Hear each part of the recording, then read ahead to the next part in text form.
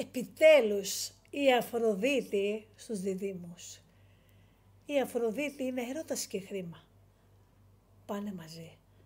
Πάνε όμως στο ζώδιο που είναι πραγματικά χαρούμενο.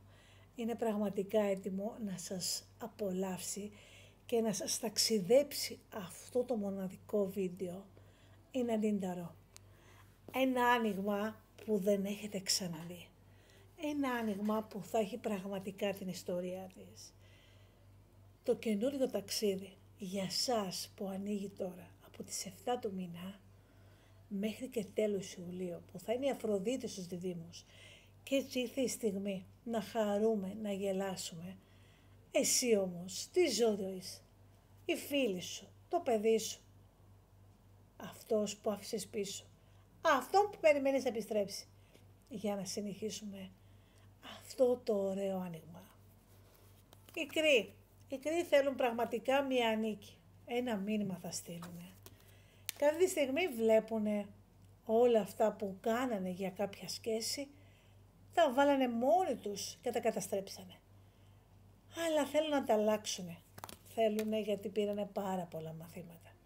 Οι Ταύροι αυτή τη στιγμή κάνουν ευχές. Αρχίζουν, κάνουν τα όνειρά τους. Αυτή τη στιγμή λένε δεν θα ξανακάνουμε λάθος. Οι αποφάσεις που θα πάρουμε θα είναι πραγματικά σταθερές και σε σταθερή βάση.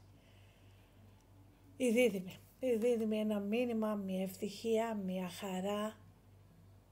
Θα γιορτάσουν, θα χαρούνε. Ένα πτυχίο, ένα μήνυμα. Και αυτή τη στιγμή, μετά από μεγάλη συγχώρεση, ήρθε η στιγμή να πάρουν την ανταμοιβή τους. Όμως οι καρκίνοι θα εκδηλώσουν πραγματικά την αγάπη. Θα περάσουν πανέμορφα, θα χαρούν πραγματικά και ήρθε η στιγμή να δικαιωθούν σε κάτι. Είσαι Λέων. Αργά και σταθερά έρχεται ξανά το δαχτυλίδι κοντά σου. Ή κάτι επαγγελματικό που περιμένεις. Σταματήσε να βάλεις τα όρια. Βάλε τα όρια σε σένα και η σταθερότητα θα επιστρέψει. Εσύ όμως που είσαι Παρθένος, αυτή τη στιγμή τελειώνουν όλα αυτά που έχεις, σταμάτα τους φόβους, μπορείς να περάσεις. Περιμένεις πραγματικά μία αυτοκράτηρα. Εσύ που είσαι ζυγός, τι περιμένεις, την επανασύνδεση. Να το δεν το βλέπεις, για σένα είναι. Έρχεται το πρόσωπο πραγματικά να σε βγάλει μέσα από το πηγάδι, μέσα από τη λίμνη, μέσα από το λάκκο. Έρχεται να σου δώσει το σημάδι επανασύνδεσης. Και τι άλλο, θα έρθει να σου βγάλει την καρδιά που πραγματικά πόνεσες και έκλαψες. Εσύ όμως που είσαι Σκορπιός, δεν είσαι ακόμα έτοιμος για ένα ταξίδι ζωής με το πρόσωπό σου. Θέλεις πραγματικά να εκπληρώσεις, θέλεις αυτό το μήνυμα, το περιμένεις, αλλά ακόμα περιμένεις για μία μετακίνηση ή για μία συμβίωση. Για σένα που είσαι τοξότης θα πιστέψεις πραγματικά ότι έχεις όλα τα υλικά και έτσι θα ξυληθείς, έχετε το πρόσωπο να σε ξυλήσει και θα πάρεις ένα πολύ ωραίο μήνυμα.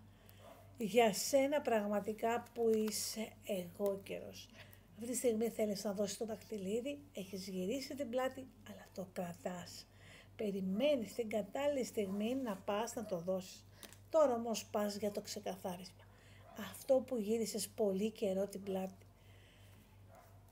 Είσαι υδροχός, είσαι σε ένα δίλημμα, με πολύ αργά και σταθερά βήματα παίρνεις αποφάσεις και από την άλλη κερδίζεις μια μάχη εδώ και καιρό που περιμένεις.